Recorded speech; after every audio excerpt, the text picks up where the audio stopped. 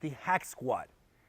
As opposed to the alignment or angle squat where you are on the ball, your feet, your heels up, and you are in this forward propulsive action, okay? Well, the hack squat is the total opposite, see? Now here, you're gonna be your toes planted, toes to heels, okay?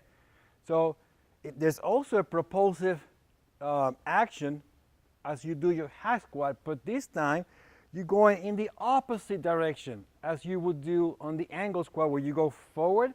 With the hack squat, it's almost like it's a backward movement, okay? In running, sprinting, they call it, for instance, in this case to justify the hack squat, is that action where when the foot, your knee comes up and the foot is coming down, that action right there, when the first contact of the ball of your foot on the ground, they call it the braking force. That is the movement that we are trying to load in the weight room. Sometimes, if you are pushing a heavy load with your back going backwards, that is the movement that we are trying to bring into the weight room.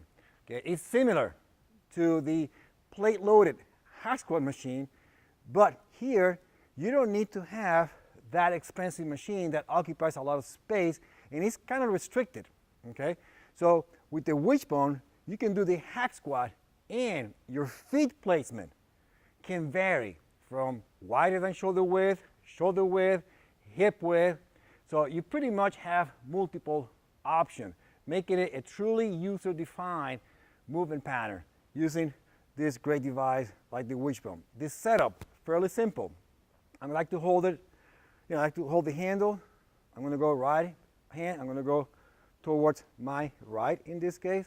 Okay, I'm going to turn, I'm going to squat and lean back, hold the other handle, lift in an angle. Remember, side step. Now, your footprint, it varies. Okay, you can go wider than shoulder width, and if you do that, you're going to flare your feet about 30 degrees. Okay, some people will be a little bit less, some a little bit more. Okay, so that's just a coaching guideline. Okay, make sure that your shoulders are at the plate pegs or in front of it. Okay, I like to always be slightly, in this case, in front.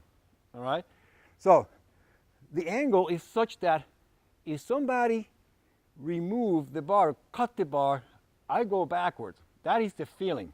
Okay, so notice that there's no joint stress on my arms. You're going to have about 90-degree angle here, so everything lines up neutral and comfortable.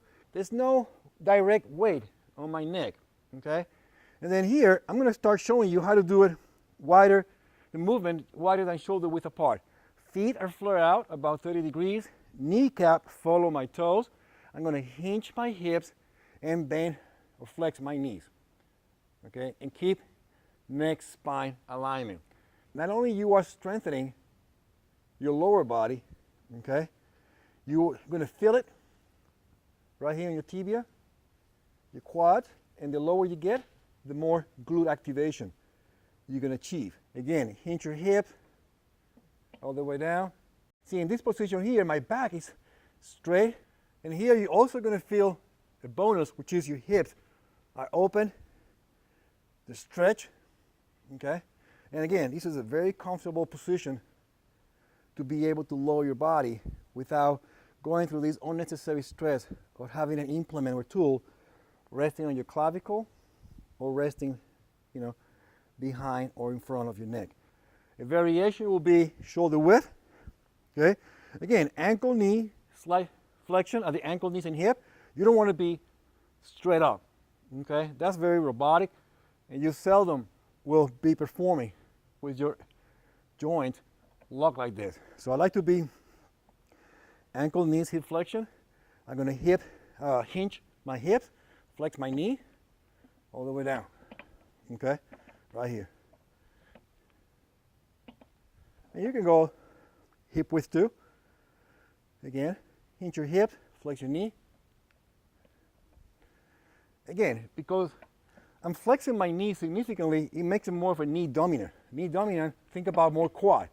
Yes, You also work your glutes, okay, because you are producing moment arms at the knee and the hip, because the force line is coming through from here. So of course, you're going to work quad, glute, but it's mostly a quad dominant movement. So when you're done, if you're by yourself, notice that I have 2 markers using, with the cones. So here, when I'm done, I'm going to sidestep. I'm going to line up the cone to the center of my chest.